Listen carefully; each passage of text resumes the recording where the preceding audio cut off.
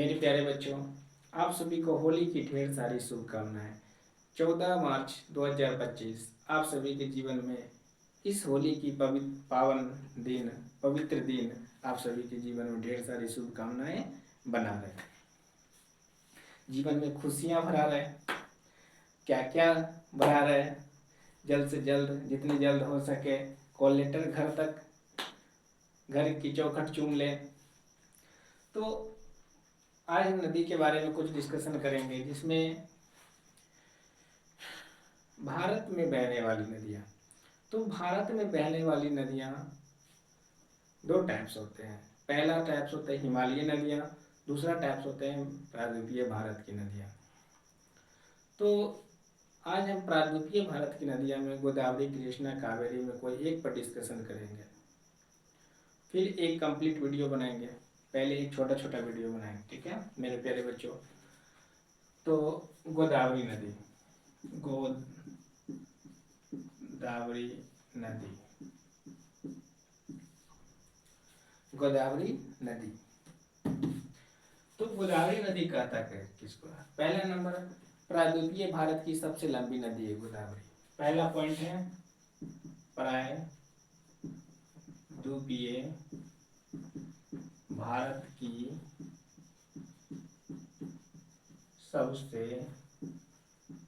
लंबी नदी है। अब प्रायद्वीपीय भारत की सबसे लंबी नदी है कौन? गोदावरी। तो भारत की सबसे लंबी नदी कौन सा हो जाएगा? तो गंगा। भारत की सबसे लंबी नदी गंगा, क्योंकि उसकी लंबाई होती है 2525 किलोमीटर। कहाँ से 2525 किलोमीटर? तो गौमुख से कहाँ गिरती है? बंगाली खाड़ी में, वहां तक 2525 किलोमीटर, और देवप्रयाग से 2510 किलोमीटर। ओके मेरे प्यारे बच्चों, तो पहले हम इसकी डिस्कशन करेंगे। प्रायद्वीपीय भारत की सबसे लंबी नदी है गोदावरी। तो इसकी लंबाई कितनी हो जाएगी? लंबाई 1465 किलोमीटर, 1465 किलोमीटर। और भारत की दूसरी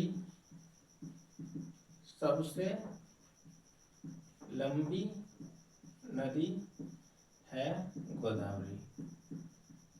भारत की दूसरी सबसे लंबी नदी है और प्रायद्वीपीय भारत की सबसे लंबी नदी है। अब बोलेंगे नासिक जो है, नासिक गोदावरी के तट पर बसा है। नासिक शहर जो है गोदावरी तट पर बसा है। क्यों? क्योंकि गोदावरी निकलती है ऋषिकेश्वर पहाड़ी से। तो ऋषिकेश्वर पहाड़ी नासिक में है, नासिक महाराष्ट्र में है। तो पता है गोदावरी निकलेगी कहाँ से? ऋषिकेश्वर पहाड़ी से। ऋषिकेश्वर पहाड़ी है कहाँ? नासिक में। नासिक है कहाँ? महाराष्ट्र में। तो गोदावरी नदी को हम कहते क्या क्या है? यानी कि गोदावरी नदी को कह सकते हैं हम गोदावरी नदी को बूढ़ी गंगा, वृद्ध गंगा,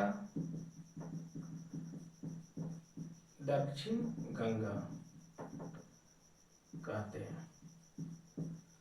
यानी कि गोदावरी नदी को बूढ़ी गंगा, वृद्ध गंगा और दक्षिण गंगा कहते हैं।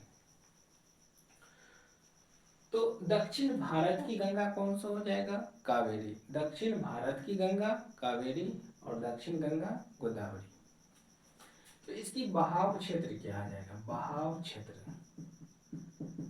तो पहले आ जाएगा, पहला तो नासिक जो गोदावरी के तट पर बसा हुआ है। नासिक है कहाँ? महाराष्ट्र में। नासिक महाराष्ट्र। इसके बाद आ जाएगा छत्तीसगढ़, फिर आ जाएगा तेलंगाना, फिर आ जाएगा आंध्र प्रदेश, फिर आ जाएगा बंगाल, बे ऑफ बंगाल, बंगाल की खाड़ी। ठीक है मेरे प्यारे बच्चों, अब हम बात करेंगे इसको ग्राफ से कैसे हम इसकी सहायक नदी की डिस्कशन करेंगे। सहायक नदी ग्राफ से हम समझा देते हैं। तो सारे नदी तंत्र जितनी भी ज्योग्राफी है सभी को ग्राफ से ही हम पढ़ाने की कोशिश करेंगे और ग्राफ से ही खत्म करेंगे। तो पहले निकलती कहाँ है? श्रृंगेश्वर पहाड़ी, श्रृंगेश्वर पहाड़ी। श्रृंगेश्वर पहाड़ी है कहाँ? नासिक महाराष्ट्र, यानी कि नासिक महाराष्ट्र। तो ये निकलती है, तो गोदावरी नदी है ये पूरा। इसकी सहायक नदियां कौन कौन हो जाएगा वो लिखेंगे। तो पहली सहायक नदी है पूर्णा, दूसरी है मंजीरा। ये भी बात ध्यान में रखना है कि बाएं ओर से कौन सा है और दाएं ओर से कौन सा है। तो जब हम इधर से नदी प्रवाहित हो रही है तो ये साइड हो जाएगा दाईं ओर और ये साइड हो जाएगा बाईं ओर। तो दाईं ओर से एक नदी प्रवाहित होती है, वो है मंजीरा। फिर आगे सहायक नदी है प्राणहिता। प्राणहिता की 3 नदी सहायक है। कौन कौन है? बेनगंगा, वर्धा और पेनगंगा। कौन कौन है? बेनगंगा, पेनगंगा और पेनगंगा की एक सहायक नदी है, वो है वर्धा। ओके मेरे प्यारे बच्चों, पेनगंगा, वर्धा और बेनगंगा और प्राणहिता, ये तीनों मिल, पेनगंगा, वर्धा, बेनगंगा, ये तीनों जो है प्राणहिता की सहायक नदी है। वर्धा जो है पेनगंगा की सहायक नदी है और प्राणहिता जो है गोदावरी की सहायक नदी है। फिर आ जाएंगे हम इंद्रावती, फिर आ जाएंगे हम सबरी। ये सभी नदियां दाईं ओर से और ये नदियां बाईं ओर से। फिर लास्ट बंगाल की खाड़ी में गिर जाती है, बंगाल की खाड़ी। ओके मेरे प्यारे बच्चों, तो ऐसे हम छोटे छोटे ग्राफ बना के वीडियो बनाएंगे ताकि समझ में आए और कुछ ट्रिक भी आएगा।